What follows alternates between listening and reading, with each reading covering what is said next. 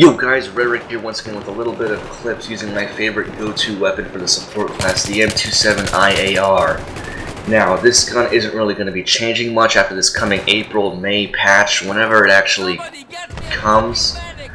Judging from DICE's track record so far getting out patches in time, it took them up until March to get the supposed February patch out, so we'll see how that goes this time as time comes around. Anyway, I wanted to talk to you guys about the upcoming patch and the DLC that's due to hit this year in 2012. There's 3 of them coming out, and the first one we're getting in June is called Close Quarters. The second one is Armored Kill by around fall 2012 or so. The last one, which is called Endgame, which we have currently no information as to when that's coming out, or what it even contains. For now, focusing on the most immediate patches coming up, which is what I'm going to call the weapons patch, which is the gigantic patch that I've previously discussed in another video. That's going to be changing most of the weapons, the attachments, and the vehicles, and then also the Close Quarters DLC, which will be introducing 4 new maps, a whole bunch of new weapons, and all sorts of infantry-based combat on small maps.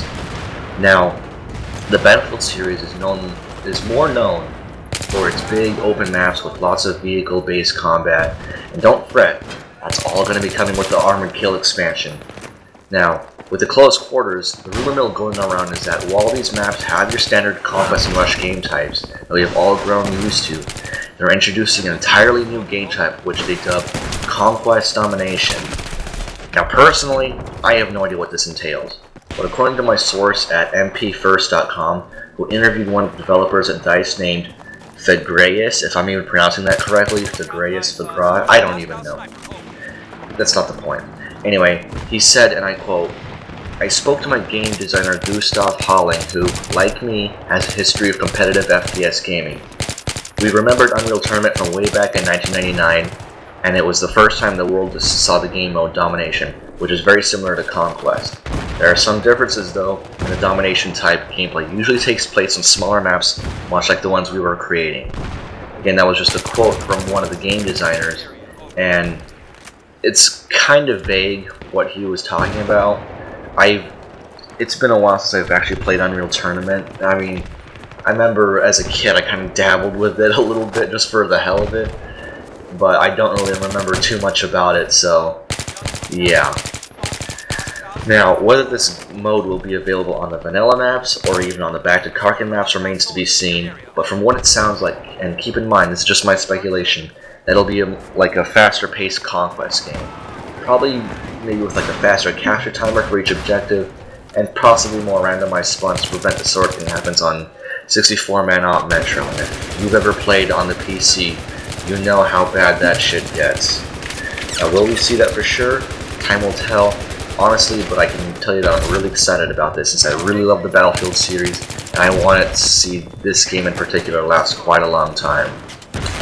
Now, as far as the new weapons coming with the Close Quarters DLC, there's not been a complete list of the new weapons released yet. They said that it's coming out pretty soon, but the ones we've spotted so far based on the teaser trailer is the Spaz 12, which is a popular semi-auto shotgun seen in a lot of games such as Call of Duty, you know, most of the first-person shooter games that focus on modern combat. That will be an all-kit weapon like all the other shotguns.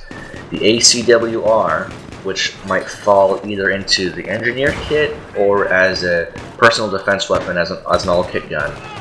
I'm kind of hoping for the latter because I think it's fun to run around with PDWs from time to time. I got a lot of kills racked up with the PDWR, so you know, it just goes to show how effective those things are, and within the right hands you can be really effective with those things. Anyway, moving on, we have the L86 LMG for the support kit, the MTAR-21, or as also known as the TAR-21, most likely for the Assault kit. I think I remember seeing that one in Call of Duty, was it Modern Warfare 2? I think it was in Modern Warfare 2, mostly in the campaign. It was like, it was that invasion level or whatever it was where like the Russians invade the US, something like that. I don't know. It's been a while since I've played any of the Call of Duty games. Personally, I don't really, I'm not really a big fan of those games. Anyway, what we got the Stayer AUG, which I'm also guessing is for the Assault kit.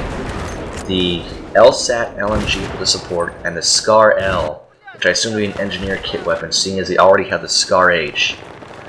I have not seen anything for the recon kit, which, I don't know.